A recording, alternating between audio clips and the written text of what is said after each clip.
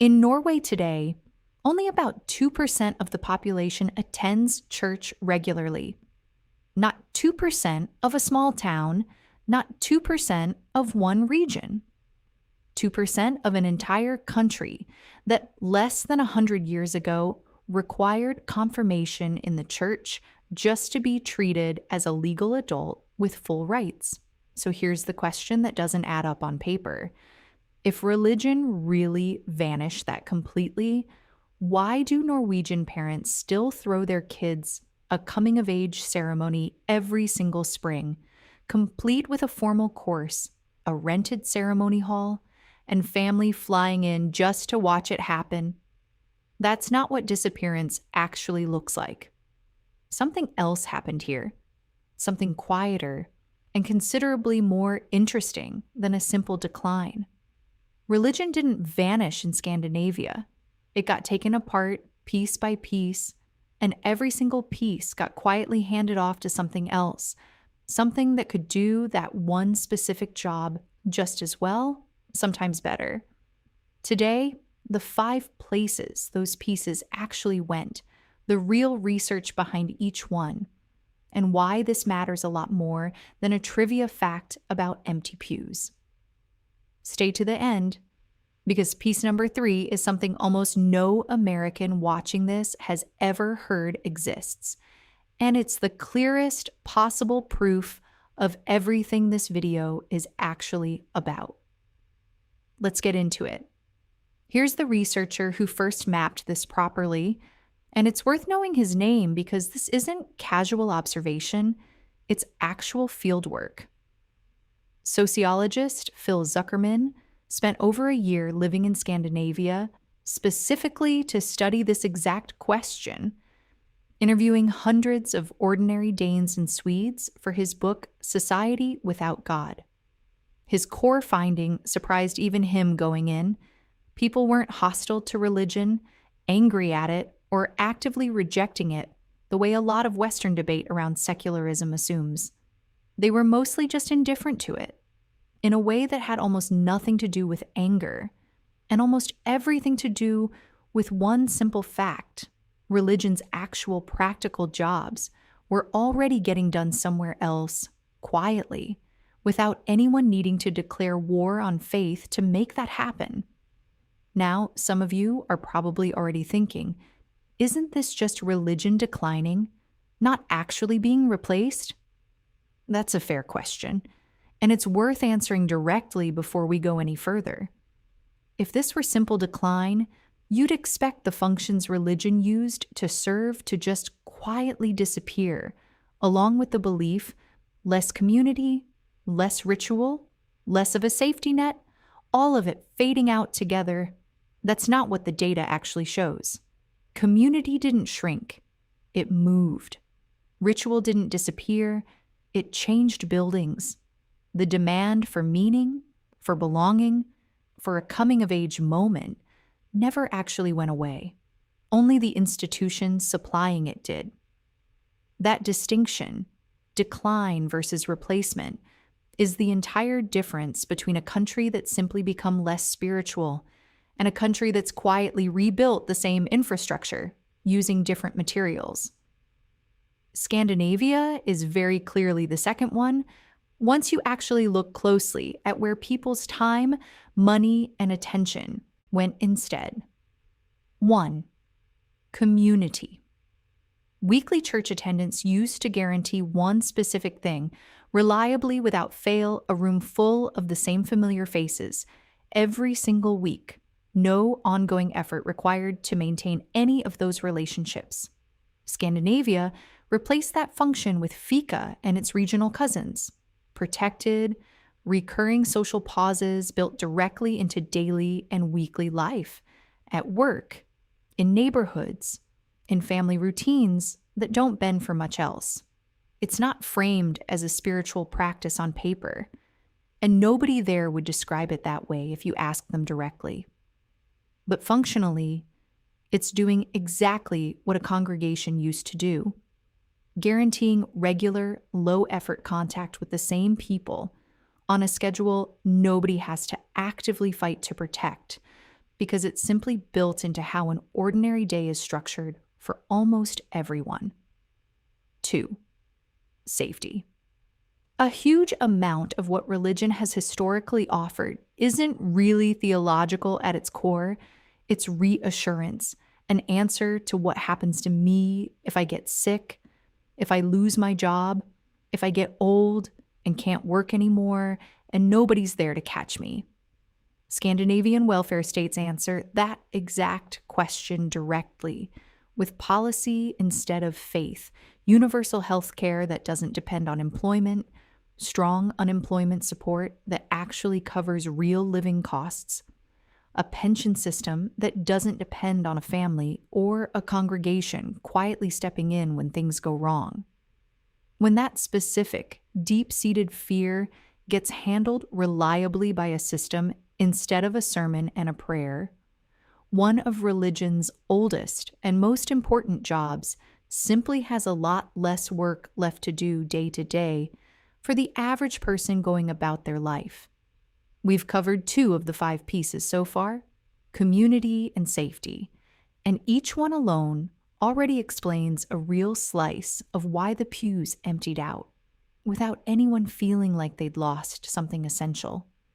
But this next piece is the one that surprises people most, the one I promised you at the very start of this video. And it's worth paying close attention to, because it's the piece that proves this entire thesis, rather than just supporting it. 3. The Rite of Passage. This is the part that genuinely shouldn't make sense if religion really disappeared the way people assume, and that's exactly why it's so revealing once you actually look at it closely. In Norway, roughly 20% of 15-year-olds now go through something called a humanist confirmation, a real, structured, months-long course covering ethics, critical thinking, identity, and human rights, ending in a formal ceremony often held in an actual city hall, with family attending and dressing up exactly the way they would for a traditional church confirmation. It was started in 1951 by a single father who simply wanted his daughter to have a coming-of-age moment that actually reflected what their own family believed instead of one that didn't. Today, it's a genuine, well-established national institution with tens of thousands of teenagers going through it every single year.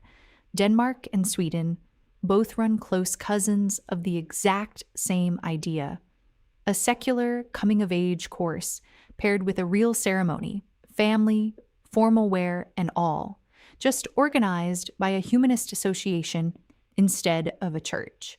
This is the clearest possible evidence for the entire thesis of this video. The ritual itself didn't disappear when the underlying belief did. Only the building it happens in changed. 4. Meaning. Organized religion has always offered a ready-made framework for the big, unanswerable questions. Why we're here, what actually matters, and losing that framework sounds, on paper, like it should leave a genuine void behind it. Zuckerman's interviews found something noticeably different happening in practice, on the ground, in actual conversations. A lot of Danes and Swedes located meaning in far more immediate, tangible places instead. Close relationships tended carefully over years. Work they found genuinely worthwhile, rather than just tolerable. Time spent outdoors, treated with something close to real reverence, rather than just recreation. Friluftsliv, the deep cultural emphasis on outdoor life woven into daily routines across the region, isn't officially spiritual in any formal sense. But watch how people there actually talk about it, unprompted, and it's clearly doing real emotional and existential work that used to belong almost entirely to a pew.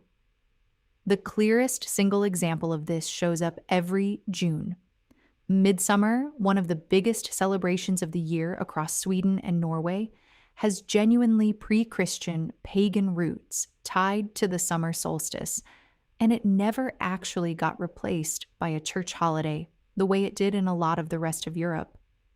People still gather around a flower-covered pole, dance, eat together outdoors, and mark the turning of the year with no religious content in it at all.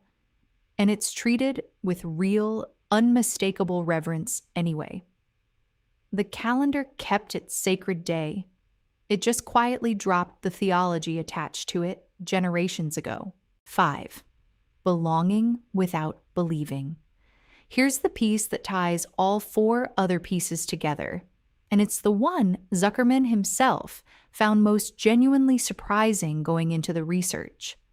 Most Danes and Swedes he interviewed still self-identified as culturally Christian without hesitation, still had their children baptized without much debate, still got married in a church because it simply felt right, still wanted a religious funeral when the time came, all while telling him plainly, directly, without any apparent tension, that they didn't actually believe in God.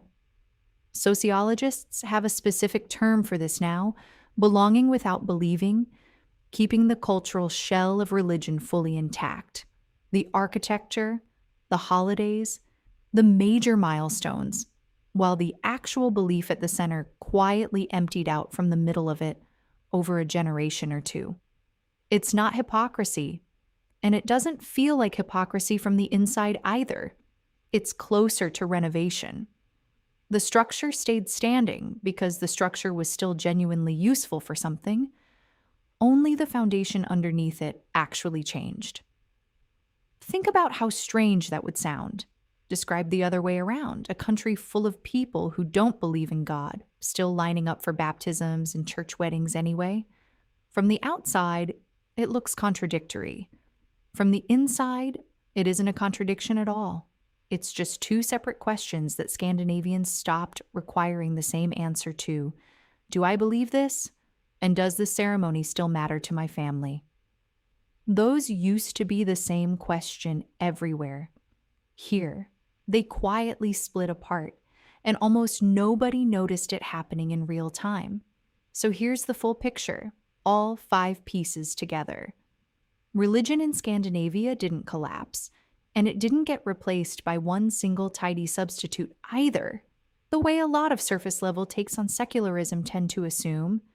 It got unbundled carefully over decades, community going to Fika, safety going to the welfare state, ritual going to humanist confirmation, meaning going to nature and close relationships, and belonging staying almost exactly where it always was, just increasingly empty of belief underneath the surface of it.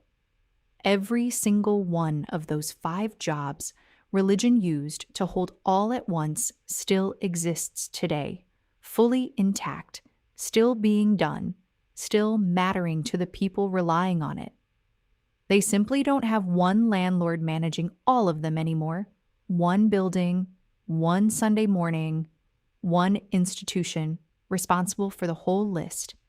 It's been divided up among 5 different quiet specialists instead, each one better at its single job than the old generalist ever was at doing all 5 at once. So here's my actual question for you, and I mean this genuinely, not just as a comment prompt to farm engagement.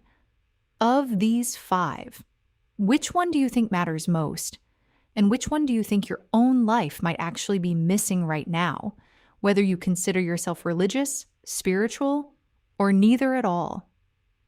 Tell me honestly in the comments, because that answer usually says more about what you actually need than most of us stop to notice in an ordinary week spent moving from one obligation to the next.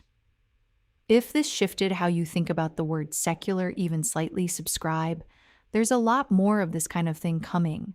The everyday ideas and quiet systems underneath a culture that gets described in headlines far more often than it actually gets explained. Religion in Scandinavia didn't die quietly in the corner somewhere, forgotten and unmourned. It just stopped needing one single address to live at